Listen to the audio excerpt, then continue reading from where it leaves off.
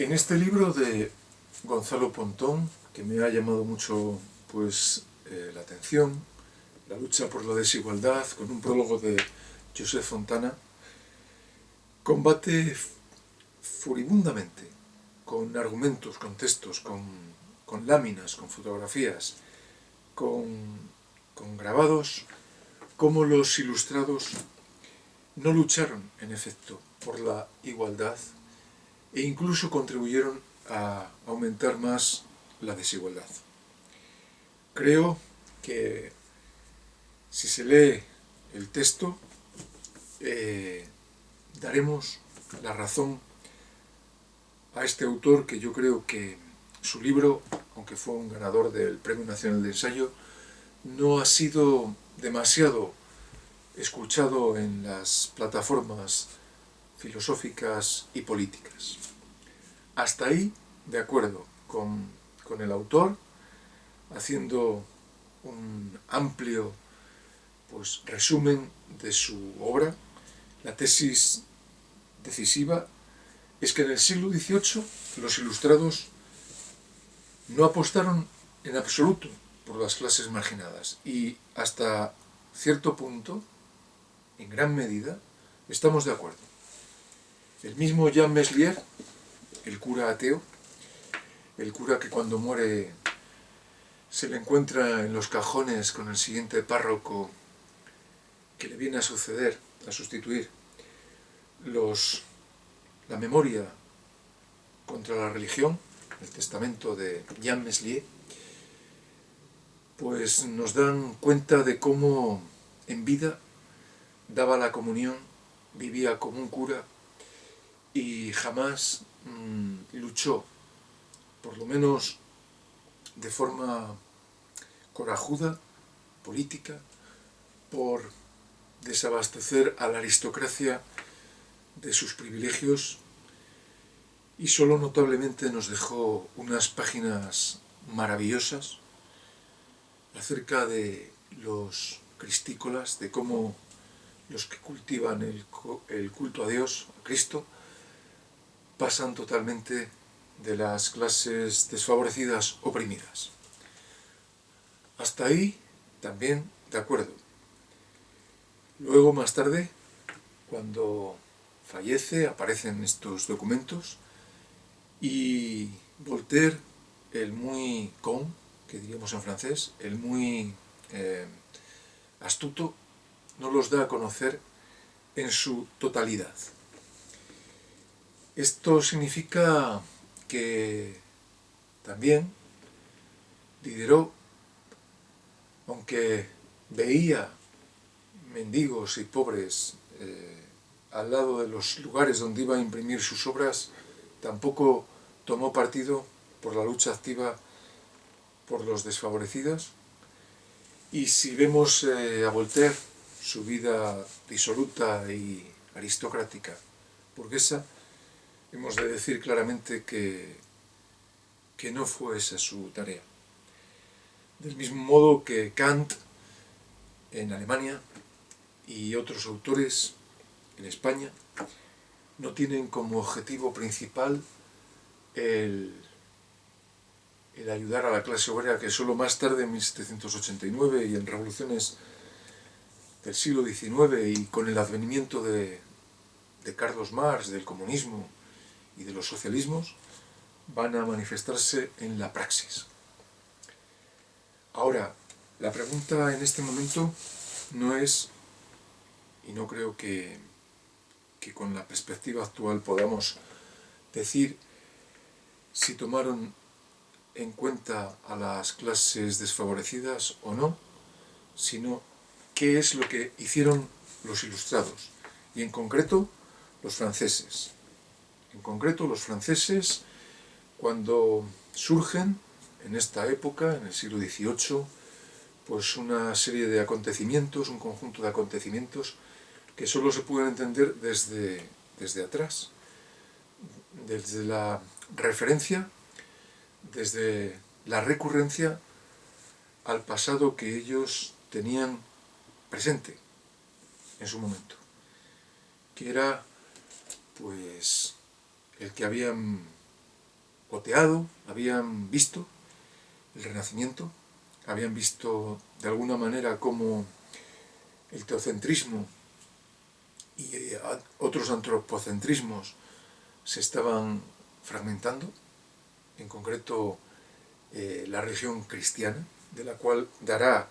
como un posilustrado Nietzsche cuenta con sus célebres aforismos y su pensamiento. Y vemos que en Francia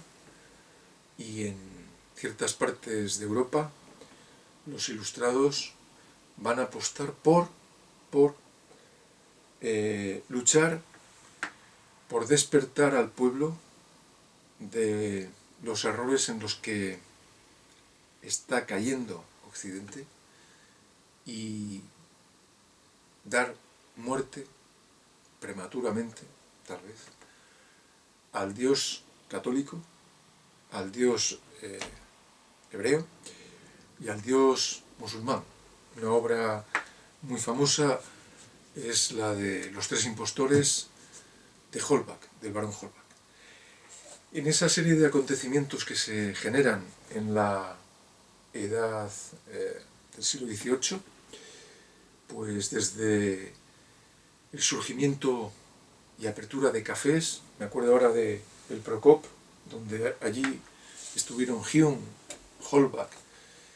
Diderot, d'Alembert y los grandes personajes de esa época, los salones de las madames, en los cuales van a estar amadrinados Rousseau y sobre todo también pues Holbach, y los surgimientos o la aparición de las revistas, de un periodismo ya que a través de las gacetas y de los panfletos va a aparecer cada vez más y se va a concebir una nueva forma de llegar a las gentes. Es notorio la obra de la Enciclopedia de las Ciencias y de las Artes, con unos voluminosos tomos donde hay que decir que la burguesía, entre ellos Diderot, d'Alembert y todos los que participaron en ella, quieren ilustrar, iluminar a la sociedad de su época. Los intereses económicos que a ellos les mantenían en su estatus no podían ser expresados al público en su momento, y esto solo lo consigue con una ruptura total a través de la ayuda de Engels, Marx, a través del Manifiesto Comunista, a través de las internacionales, a través de la lucha práctica política por decir cuáles son las opresiones en las cuales los proletarios están en esa época. Pero no así fue el movimiento de la Ilustración, que se dedicaba con una fuerza muy potente a romper ciertos monismos como podían ser los de la idea de Dios. Es Holbach uno de los autores que más actualmente se están traduciendo al español, junto con otros que ya llevan tiempo. Voltaire ha sido muy actualizado en España ya en el siglo XIX y sobre todo en España actual fue muy puesto ante el público por uno de los autores más conocidos en España, Fernando Savater, y de hecho escribe El Jardín de las Dudas, que fue un libro muy interesante y en el cual pues Voltaire intercambia letras con una aristócrata. El Jardín de las Dudas, como digo. En España sabemos que en el siglo XVIII las cosas estaban como estaban, sin caer en la recurrencia repetitiva a la Edad Oscura o a la Leyenda Negra, hemos de decir que son los curas, el estamento religioso, algunos de ellos, pues desde Benito Feijóo y Montenegro, desde Mutis, desde el Botánico, desde otra óptica, pues también están autores que podemos reconocer en un estamento más bien político, como Jovellanos,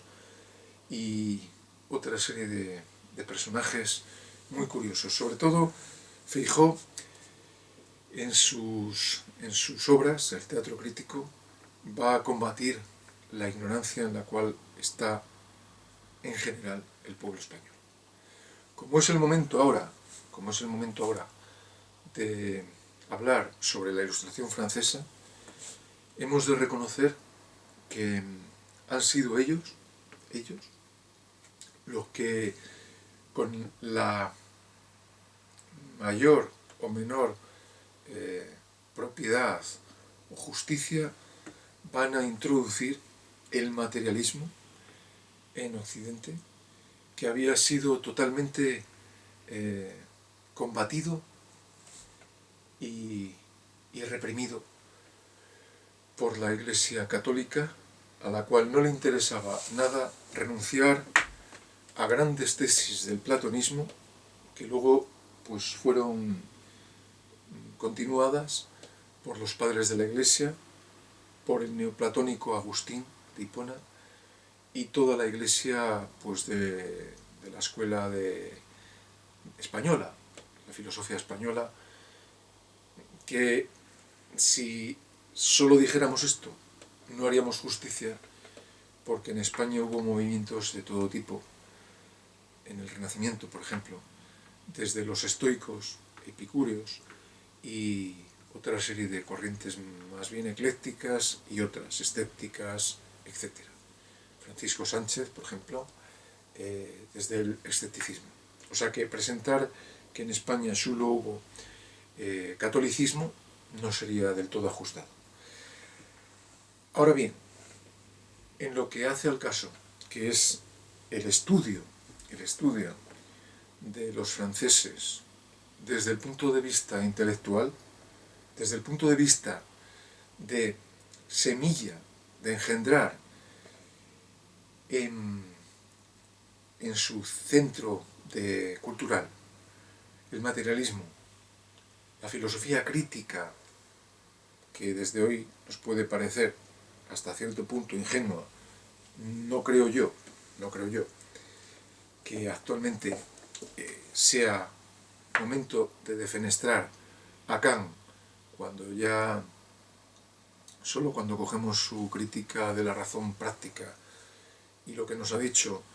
que desde la teórica, es decir, Dios como postulado, es posible en esta razón práctica, lo ha negado en la razón pura. No creo yo que sea el momento ahora, en el siglo XXI, para los que estamos en ciertas condiciones de analizar la época, de decir que Kant era meramente un cura laico, porque ¿qué podría ser si no? ¿Qué podría ser si no en una Europa en donde el catolicismo y el protestantismo no habían sido combatidos e incluso se van a prolongar hasta la época en la que yo, cuando he nacido, pues estaban implantados un catolicismo férreo, y cuando digo férreo es férreo, en concreto en León, en los años 70, y eso no es ningún juicio de valor, es simplemente a atender a lo que se estaba dando, y era pues la unión del trono y el altar con todos los momentos dialécticos que se operan en este siglo, en el siglo XX, que estoy remitiéndome a él, de luchas ya de introducción de las ideas de izquierda, etc. Pero no reconocer en la Ilustración francesa que se ha puesto en el momento presente una filosofía combativa contra los vicios, contra la intolerancia de las religiones y de la religión católica en concreto, porque era la que tenían ahí, no estaban todavía, se les había expulsado en 1492 y en otros lugares pues no habían entrado los árabes, que ahora sí, por ejemplo en Francia, y mucho, no estaba como objeto principal de ir en contra del pensamiento musulmán teocéntrico, porque no estaba allí ejerciendo su influencia. Y esto quiere decir que no es que no se vaya en contra en esa época de Alá o de Mahoma, sino es que no estaba ejerciendo su irradiación, como si había estado en España en esa época y habían combatido pues las tropas de Fernando e Isabel con los reinos árabes, y anteriormente también, con toda la historia que aquí se ha producido. En esta España, que es un mosaico de culturas, de religiones, de pensamientos, pues del cual solo puede brotar pues una confusión que nos tiene que llevar a mayor luz. No reconocer, como digo entonces, aun a pesar de las críticas que podamos hacer a Hume, de que si Hume en Edimburgo, o cuando está de amigo con Rousseau, o con la aristocracia, no reconocer, a pesar de que Hume pues admitía la servidumbre e incluso la esclavitud de los negros, como Aristóteles en su contexto preciso había también pues defendido, es, creo yo, no ser demasiado justos con aquellos hombres, y máxime cuando ahora nosotros estamos observando como cuando Teodor Adorno, en esa crítica a la Ilustración, en lo que tiene de criticable, observa que la filosofía, una vez que ha producido el Holocausto, Auschwitz, y la poesía ya no son posibles, que se puede ya ahora poetizar. Pero lo que no cabe, y no es de recibo, es juzgar que Hume admitía la esclavitud y que nosotros, personas del siglo XXI, aquí y ahora, pues toleramos la marginación social, la exclusión, el paro sin una renta mínima, porque entonces los que vengan luego, evidentemente, van a fustigarnos a nosotros como grandes lechuzas de Minerva, diciendo que nosotros tampoco supimos ver la cantidad de opresión, de horas de trabajo en las cuales están hoy transportistas y tantas otras gentes que no tienen ese esprit de finesse al cual nosotros como intelectuales, palabra muy despreciable por mí en este caso, aunque en su momento me parecía noble, hoy me parece repugnante. Quiero decir que en esa época, pues atribuir a Hume eso es no ser justo con Hume y ser un cara dura con nosotros mismos al defender lo que estamos viendo, la pobreza infantil y tantas cosas que cuando aparecen ante la tele pues cambiamos, por lo menos muchos de nosotros, y zapeamos hacia otros grandes adelantos culturales como la ópera, etcétera, o el automovilismo. Eso significaría ser muy críticos con los del pasado y ser muy poco críticos en una filosofía inmersa en el presente de lo que está produciéndose. Cuando vemos que actualmente, no hace 100 años, hombres, mujeres y niños que no tienen una educación y que no tienen posibilidad de formarse en la música, en la escultura, en la pintura, pues encima les juzgamos. Esto nos lleva a ser muy cautos ante ciertos autores actuales, como periodistas, como Federico Jiménez Los Santos, que se permite el lujo de decir que toda la obra de, incluso Escotado, toda la obra de Marx, El Capital, los 3 volúmenes que adquirí en Cuba, no valen para nada. Y menos mal que hay veces que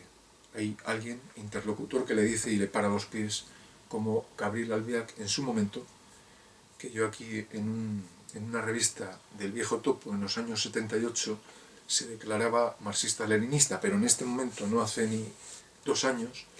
pues contraargulló muy bien contra el pensamiento de que Marx era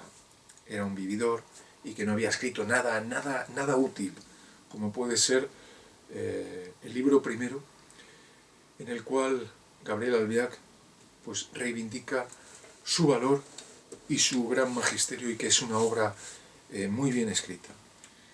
Ciertamente yo ahora me gustaría decirle a Marx, una vez que la estamos releyendo,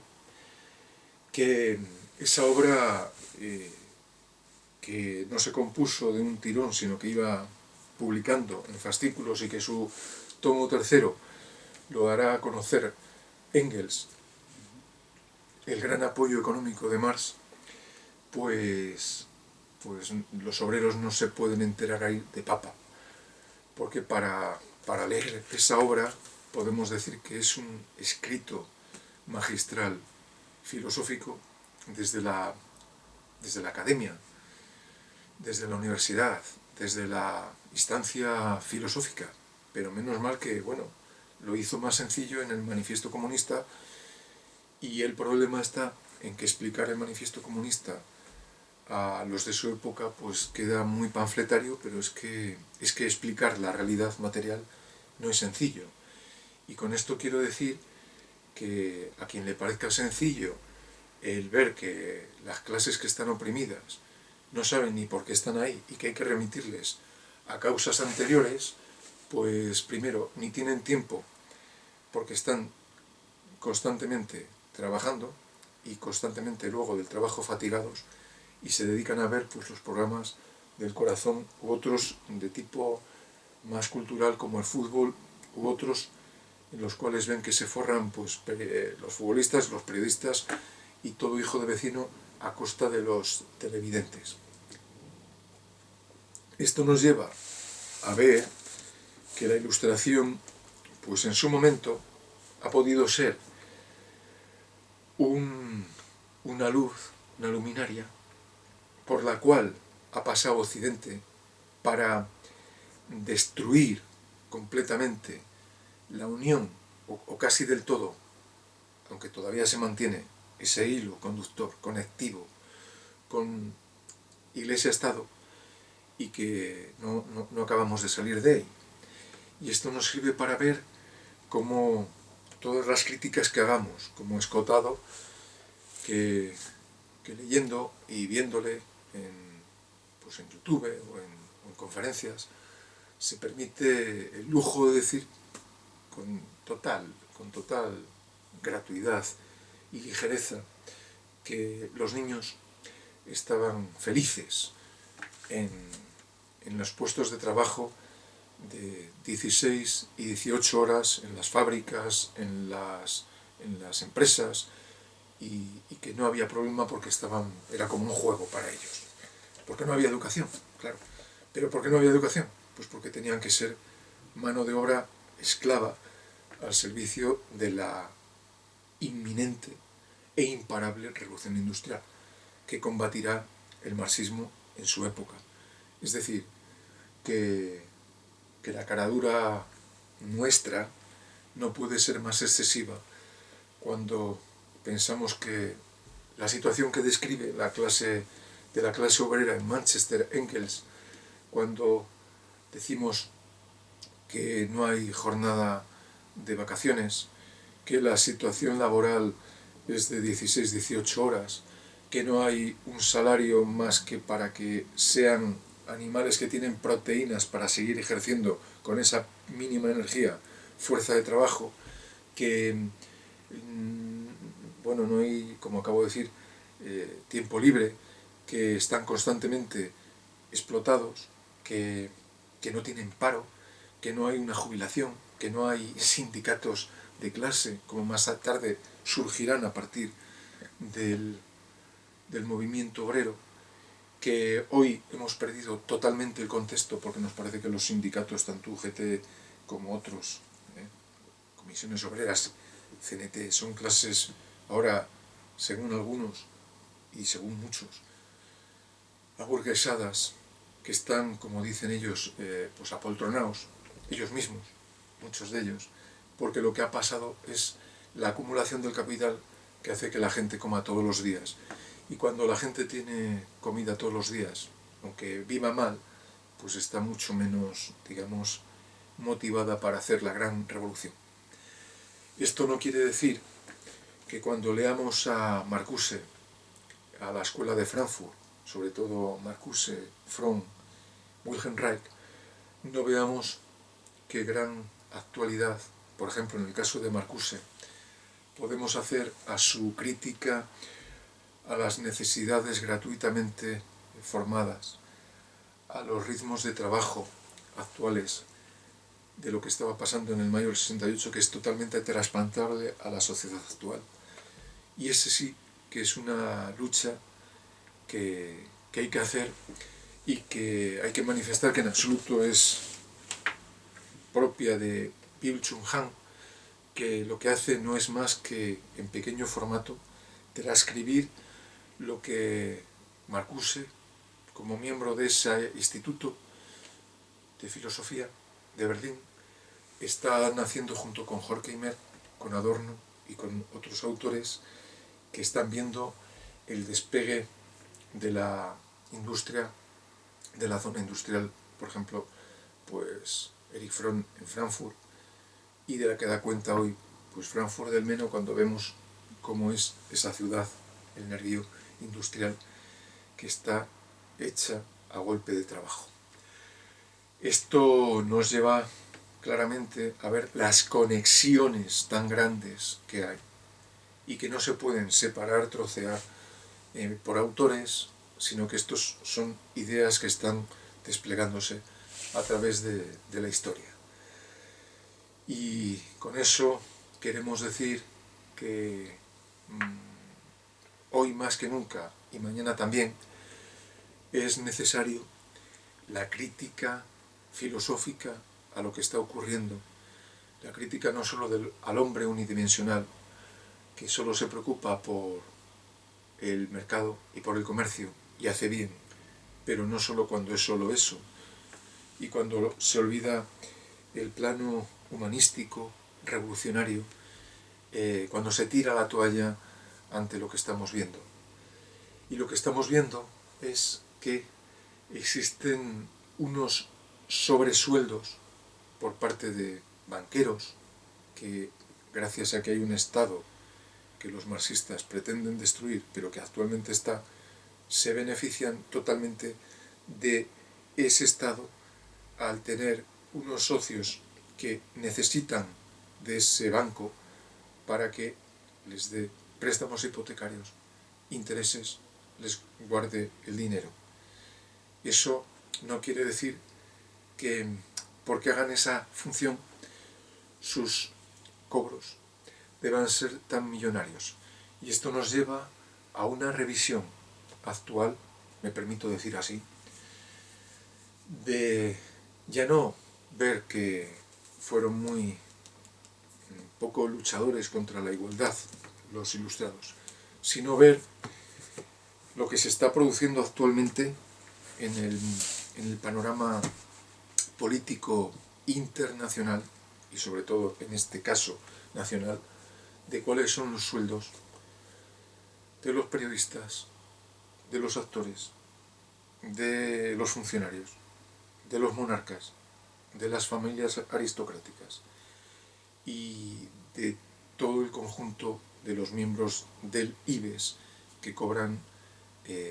cientos de veces más que los que tienen, dicen, debajo, y que son, sin embargo, los que hacen que el trabajo sea posible. El mundo económico del capital de Marx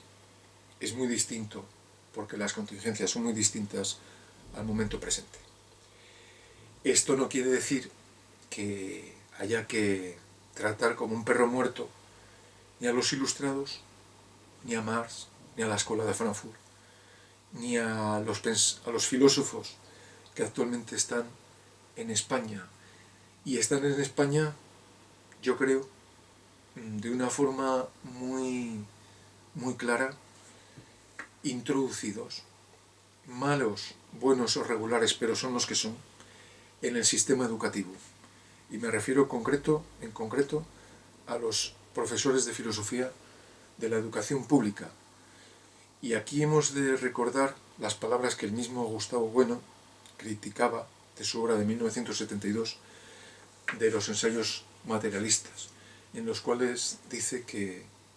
y también en el sentido de la vida, serían los profesores de filosofía que dan a todo el espectro de la sociedad, que no es así a la vez concertada y privada, pero bueno, en general se abre el campo, serían estos profesores, funcionarios, los que ejercitaran el papel de Sócrates. Y a mí me da por pensar que lo hagamos mal, bien o regular, debemos ser nosotros, porque no hay otros, porque en el momento que el franquismo y la transición, así llamada, se han pulverizado y se van a pulverizar más, lo que se está produciendo ahora es una atomización que, al no existir ni curas ni unas ideas en las cuales sepamos organizar nuestro mundo, si no hay profesores de filosofía preparados, y esto es un cántico, no una crítica a mis compañeros y compañeras, sino todo lo contrario, un canto, un elogio a que hemos de ser nosotros y los que vengan y los que se están preparando, los que hagan que el terreno en el que estamos ahora, tan difícil de criticar, porque nos llueven los problemas por todos los lados, que seamos nosotros, porque no creo yo que lo hagan en las televisiones en las cuales están exponiéndose ante el público por la publicidad y por los que les dan de comer. No pueden ser críticos como lo hemos de ser nosotros. Y ya no solo en el aula, creo, sino fuera del aula. Y ha de hacerse con las armas que tenemos.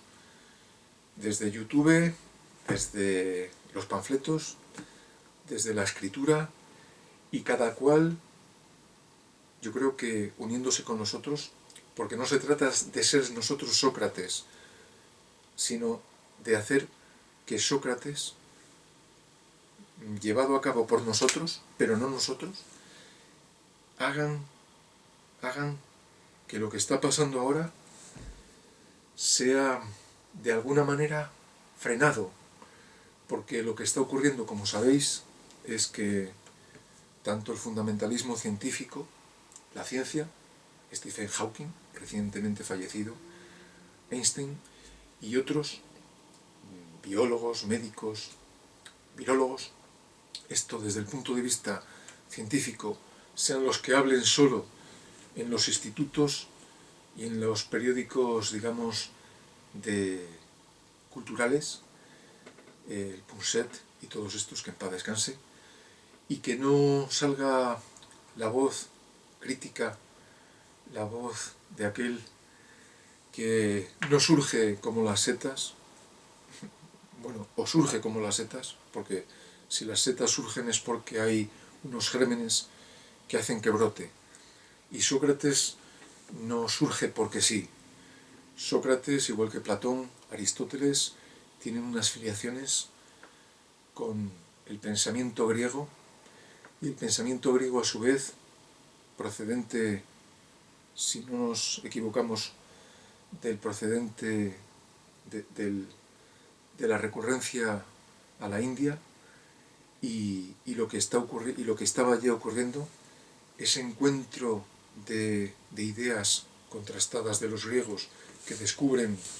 a través de, posteriormente a Sócrates, a través de Alejandro Magno y de las conquistas de Persia, India, etc., hacen que ahora tengamos una mirada que nos lleva a tomar partido. Y dicho esto, apenas ha dicho algo, pero sí patentizar, manifestar, queremos decir, que los ilustrados son criticables, pero que hemos de darnos cuenta que nosotros también lo vamos a ser para los venideros. Y que la fuerza de la filosofía, de la llamada también, no digo que sea sinónimo, sino de una disciplina de la ética, han de ser puestas con la mayor fortaleza argumental.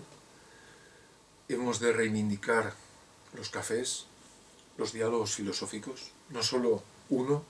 sino que cuanto más se extiendan mejor, y que cuanto más sean escuchados, más llegará la gente a nuestros vecinos para que vean que el filosofar existe y que hay que seguir divulgándolo. Como decía Diderot, atrevámonos a divulgar la filosofía, divulguemos la filosofía, que no es un catecismo ortodoxo, que no es simplemente las verdades del barquero, sino que hay que hacer cuentas, que hay que hacer lo que diría Leibniz, calculemos, que hay que hacer un estudio de lo que está pasando, que hay que ser críticos no solo con Hollywood, sino también con la gente que ve la vida pasar sin tener un compromiso político, y aquí cogemos las palabras de Simone de Beauvoir, de que una persona sin compromiso político no tiene existencia. Dicho esto, pues simplemente animarnos y que, así como yo me siento animado por otros, nos ayudemos a hacer un mundo menos doloroso, en el cual en la isla de Lesbos hay 7.000 refugiados actualmente, que no los quiere nadie. En las partes de África la gente malvive. En España, gentes, 30.000, pernoctan al raso, no tienen la mínima existencia. Esto nos lleva a mirar MasterChef, creo yo no lo veo, no puedo, con otros ojos. Y esto nos lleva a disfrutar de la vida y a decir qué suerte tenemos, pero también qué mala suerte al poder ver eso y que no nos deja pues indiferentes. Por eso, hasta aquí, este comentario que me brindan los ilustrados y todo lo que está ocurriendo en el presente.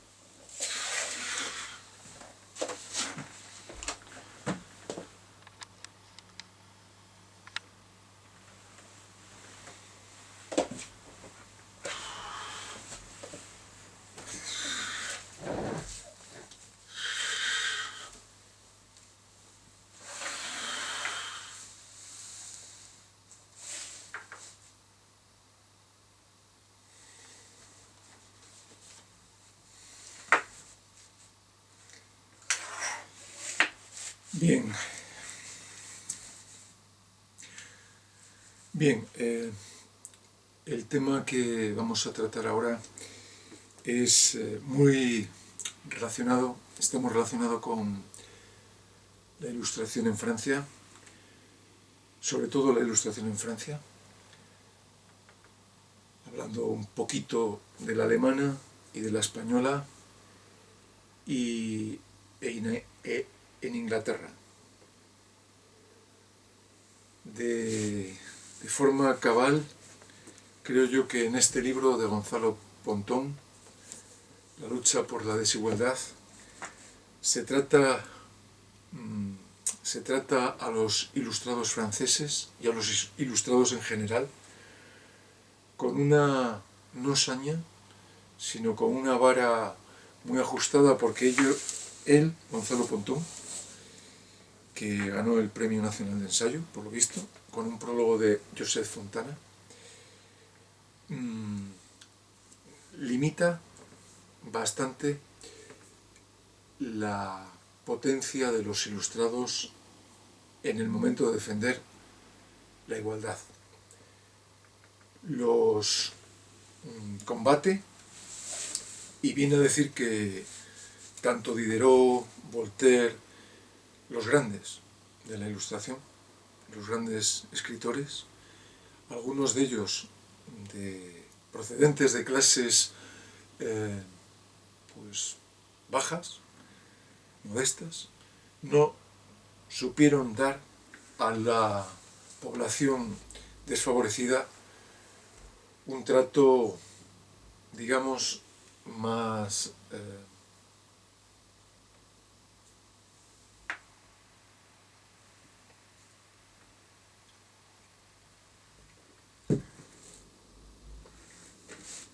ya.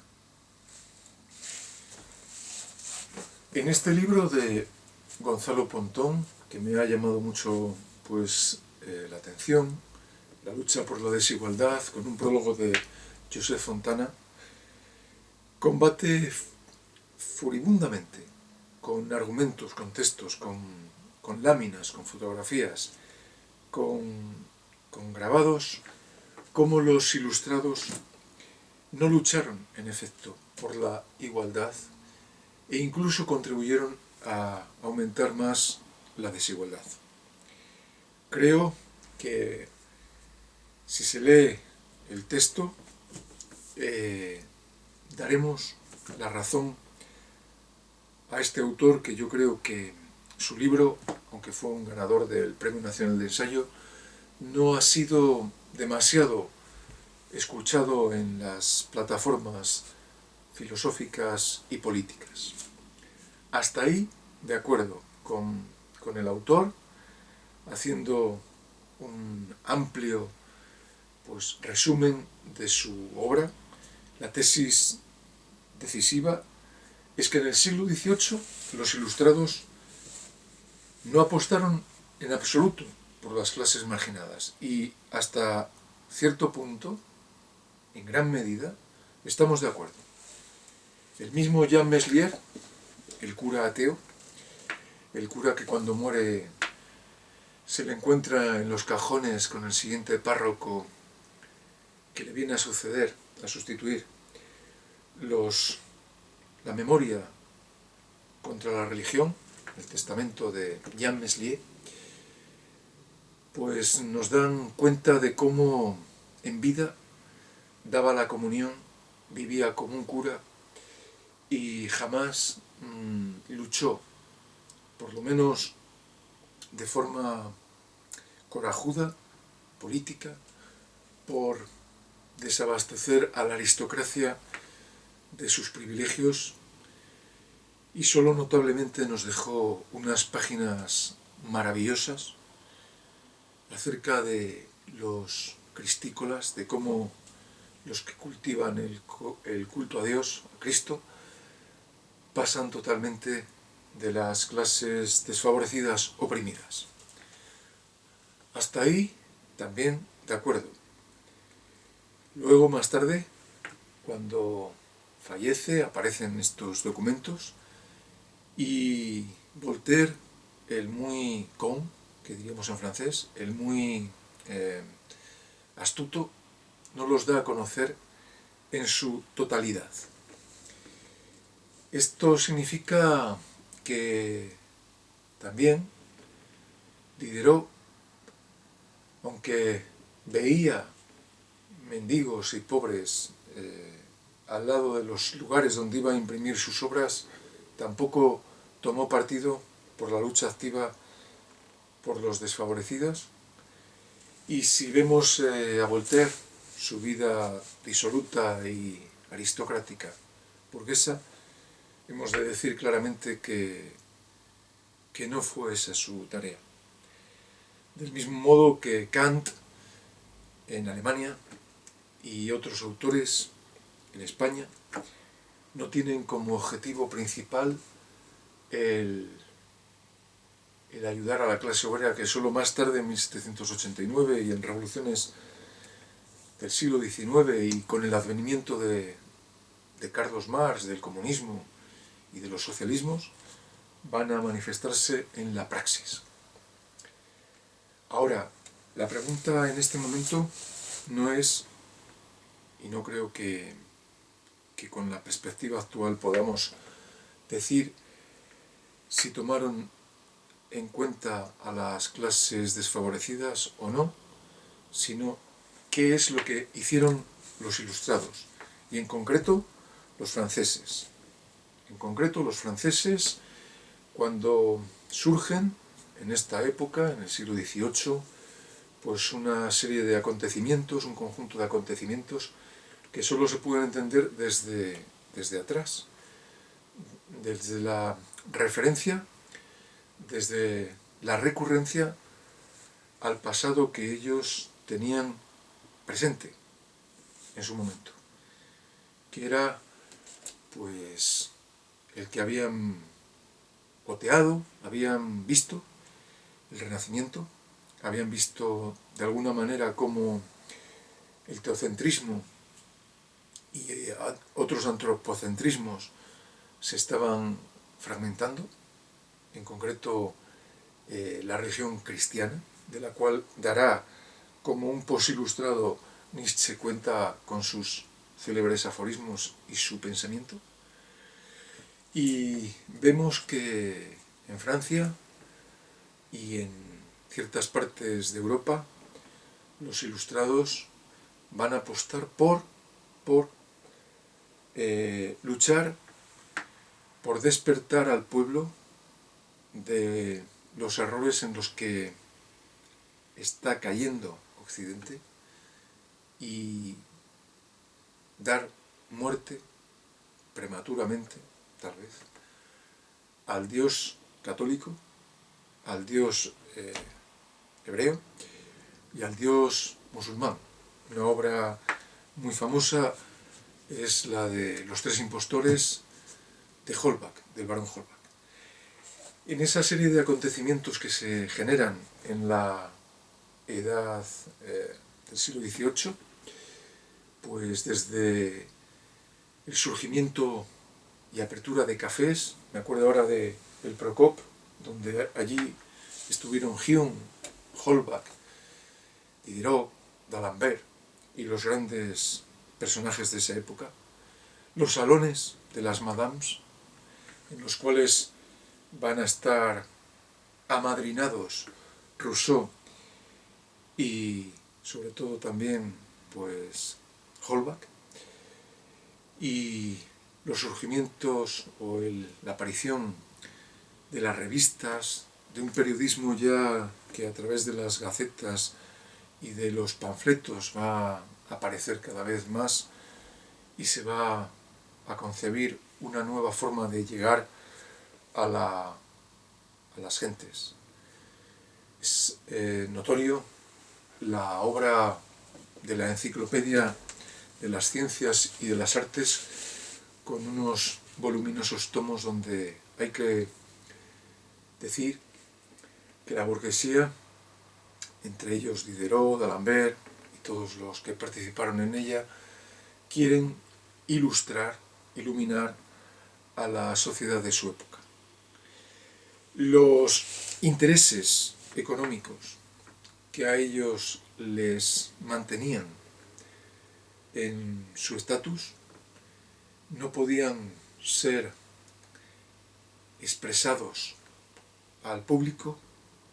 en su momento, y esto solo lo consigue con una ruptura total a través de la ayuda de Engels, Marx, a través del Manifiesto Comunista, a través de las internacionales, a través de la lucha práctica política por decir cuáles son las opresiones en las cuales los proletarios están en esa época. Pero no así fue el movimiento de la Ilustración, que se dedicaba con una fuerza muy potente a romper ciertos monismos como podían ser los de la idea de Dios. Es Holbach uno de los autores que más actualmente se están traduciendo al español, junto con otros que ya llevan tiempo. Voltaire ha sido muy actualizado en España ya en el siglo XIX, y sobre todo en España actual fue muy puesto ante el público por uno de los autores más conocidos en España, Fernando Savater, y de hecho escribe El Jardín de las Dudas, que fue un libro muy interesante, y en el cual pues Voltaire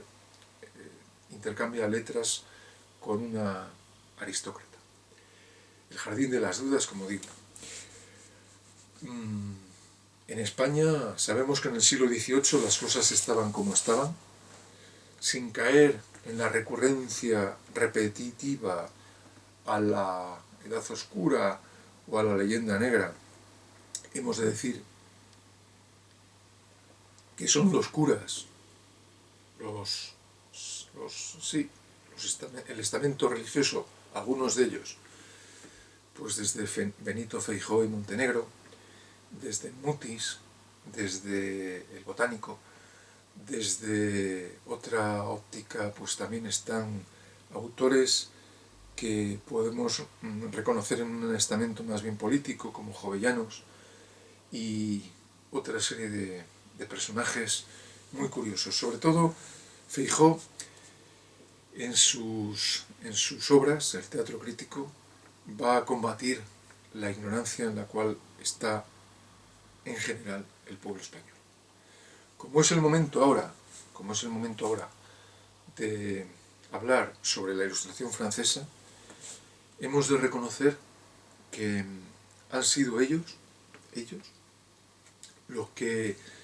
con la mayor o menor propiedad o justicia, van a introducir el materialismo en Occidente, que había sido totalmente combatido y reprimido por la Iglesia Católica, a la cual no le interesaba nada renunciar a grandes tesis del platonismo, que luego pues fueron continuadas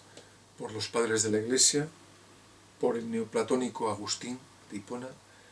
y toda la Iglesia pues de la escuela española, la filosofía española, que si solo dijéramos esto no haríamos justicia, porque en España hubo movimientos de todo tipo, en el Renacimiento, por ejemplo, desde los estoicos, epicúreos y otra serie de corrientes más bien eclécticas y otras escépticas, etc. Francisco Sánchez, por ejemplo,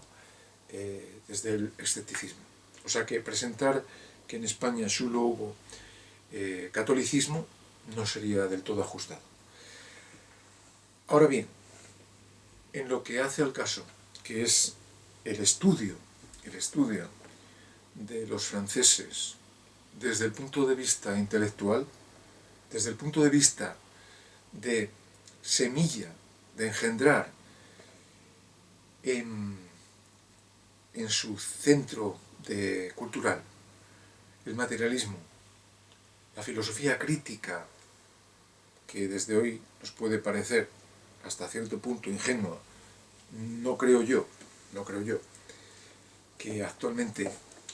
sea momento de defenestrar a Kant, cuando ya, solo cuando cogemos su crítica de la razón práctica y lo que nos ha dicho, que desde la teórica, es decir, Dios como postulado, es posible en esta razón práctica, lo ha negado en la razón pura, no creo yo que sea el momento ahora, en el siglo XXI, para los que estamos en ciertas condiciones de analizar la época, de decir que Kant era meramente un cura laico, porque ¿qué podría ser si no? ¿Qué podría ser si no en una Europa en donde el catolicismo y el protestantismo no habían sido combatidos e incluso se van a prolongar hasta la época en la que yo, cuando he nacido, pues estaban implantados un catolicismo férreo, y cuando digo férreo es férreo, en concreto en León, en los años 70, y eso no es ningún juicio de valor, es simplemente a atender a lo que se estaba dando, y era pues la unión del trono y el altar con todos los momentos dialécticos que se operan en este siglo, en el siglo XX, que estoy remitiéndome a él, de luchas ya de introducción de las ideas de izquierda, etc. Pero no reconocer en la Ilustración francesa que se ha puesto en el momento presente una filosofía combativa contra los vicios, contra la intolerancia de las religiones y de la religión católica en concreto, porque era la que tenían ahí, no estaban todavía, se les había expulsado en 1492 y en otros lugares pues no habían entrado los árabes, que ahora sí, por ejemplo en Francia, y mucho, no estaba como objeto principal de ir en contra del pensamiento musulmán teocéntrico, porque no estaba allí ejerciendo su influencia. Y esto quiere decir que no es que no se vaya en contra en esa época de Alá o de Mahoma, sino es que no estaba ejerciendo su irradiación, como si había estado en España en esa época y habían combatido pues las tropas de Fernando e Isabel con los reinos árabes, y anteriormente también, con toda la historia que aquí se ha producido. En esta España, que es un mosaico de culturas, de religiones, de pensamientos, pues del cual solo puede brotar pues una confusión que nos tiene que llevar a mayor luz. No reconocer, como digo entonces, aun a pesar de las críticas que podamos hacer a Hume, de que si Hume en Edimburgo, o cuando está de amigo con Rousseau, o con la aristocracia, no reconocer, a pesar de que Hume pues admitía la servidumbre e incluso la esclavitud de los negros, como Aristóteles en su contexto preciso había también pues defendido, es, creo yo, no ser demasiado justos con aquellos hombres. Y máxime cuando ahora nosotros estamos observando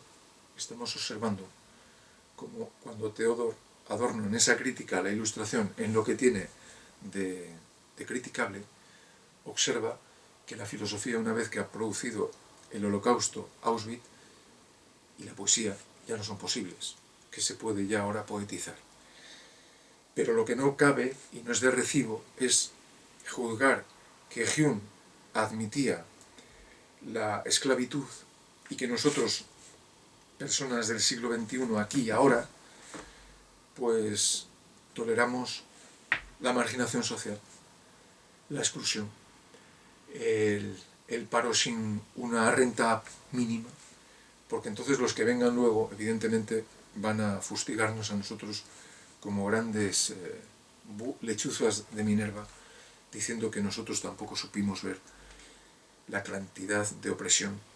de horas de trabajo en las cuales están hoy transportistas y tantas otras gentes que no tienen ese esprit de finesse al cual nosotros como intelectuales, palabra muy despreciable por mí en este caso, aunque en su momento me parecía noble, hoy me parece repugnante. Quiero decir que en esa época, pues atribuir a Hume eso es no ser justo con Hume y ser un cara dura con nosotros mismos al defender lo que estamos viendo, la pobreza infantil y tantas cosas que cuando aparecen ante la tele pues cambiamos, por lo menos muchos de nosotros, y zapeamos hacia otros grandes adelantos culturales como la ópera, etcétera, o el automovilismo. Eso significaría ser muy críticos con los del pasado y ser muy poco críticos en una filosofía inmersa en el presente de lo que está produciéndose. Cuando vemos que actualmente, no hace 100 años, hombres, mujeres y niños que no tienen una educación y que no tienen posibilidad de formarse en la música, en la escultura, en la pintura, pues encima les juzgamos. Esto nos lleva a ser muy cautos ante ciertos autores actuales, como periodistas, como Federico Jiménez Los Santos, que se permite el lujo de decir que toda la obra de, incluso Escotado, toda la obra de Marx, El Capital, los 3 volúmenes que adquirí en Cuba, no valen para nada.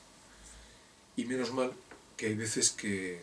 hay alguien, interlocutor, que le dice y le para los pies, como Gabriel Albiac en su momento,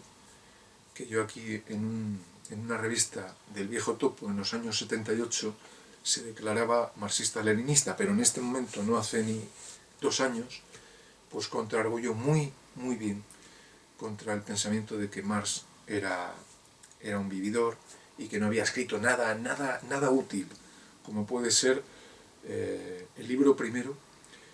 en el cual Gabriel Albiac pues reivindica su valor y su gran magisterio, y que es una obra muy bien escrita. Ciertamente yo ahora me gustaría decirle a Marx, una vez que la estamos releyendo, que esa obra que no se compuso de un tirón, sino que iba publicando en fascículos, y que su tomo tercero lo dará a conocer Engels, el gran apoyo económico de Marx, pues los obreros no se pueden enterar ahí de papa, porque para leer esa obra podemos decir que es un escrito magistral filosófico desde la academia, desde la universidad, desde la instancia filosófica, pero menos mal que, bueno, lo hizo más sencillo en el Manifiesto Comunista, y el problema está en que explicar el Manifiesto Comunista a los de su época pues queda muy panfletario, pero es que explicar la realidad material no es sencillo. Y con esto quiero decir que a quien le parezca sencillo el ver que las clases que están oprimidas no saben ni por qué están ahí y que hay que remitirles a causas anteriores, pues primero ni tienen tiempo porque están constantemente trabajando y constantemente luego del trabajo fatigados, y se dedican a ver pues los programas del corazón u otros de tipo más cultural como el fútbol u otros en los cuales ven que se forran pues los futbolistas, los periodistas y todo hijo de vecino a costa de los televidentes. Esto nos lleva a ver que la Ilustración pues en su momento ha podido ser una luz, una luminaria por la cual ha pasado Occidente para destruir completamente la unión, o casi del todo, aunque todavía se mantiene ese hilo conductor, conectivo, con Iglesia-Estado, y que no acabamos de salir de ahí. Y esto nos sirve para ver cómo todas las críticas que hagamos, como Escotado, que leyendo y viéndole en YouTube o en conferencias, se permite el lujo de decir con total gratuidad y ligereza que los niños estaban felices en los puestos de trabajo de 16 y 18 horas en las fábricas, en las empresas, y que no había problema porque era como un juego para ellos. Porque no había educación, claro. ¿Pero por qué no había educación? Pues porque tenían que ser mano de obra esclava al servicio de la inminente e imparable revolución industrial que combatirá el marxismo en su época. Es decir, que la caradura nuestra no puede ser más excesiva cuando pensamos que la situación que describe la clase obrera en Manchester, Engels, cuando decimos que no hay jornada de vacaciones, que la situación laboral es de 16-18 horas, que no hay un salario más que para que sean animales que tienen proteínas para seguir ejerciendo con esa mínima energía fuerza de trabajo, que no hay, como acabo de decir, tiempo libre, que están constantemente explotados, que no tienen paro, que no hay una jubilación, que no hay sindicatos de clase, como más tarde surgirán a partir del movimiento obrero, que hoy hemos perdido totalmente el contexto porque nos parece que los sindicatos, tanto UGT como otros, comisiones obreras, CNT, son clases ahora, según algunos y según muchos, aburguesadas, que están, como dicen ellos, pues apoltronados, ellos mismos, muchos de ellos, porque lo que ha pasado es la acumulación del capital que hace que la gente coma todos los días. Y cuando la gente tiene comida todos los días, aunque viva mal, pues está mucho menos, digamos, motivada para hacer la gran revolución. Esto no quiere decir que cuando leamos a Marcuse, a la escuela de Frankfurt, sobre todo Marcuse, Fromm, Wilhelm Reich, no veamos qué gran actualidad, por ejemplo, en el caso de Marcuse, podemos hacer a su crítica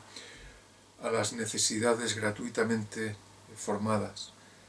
a los ritmos de trabajo actuales, de lo que estaba pasando en el mayo del 68, que es totalmente trasplantable a la sociedad actual.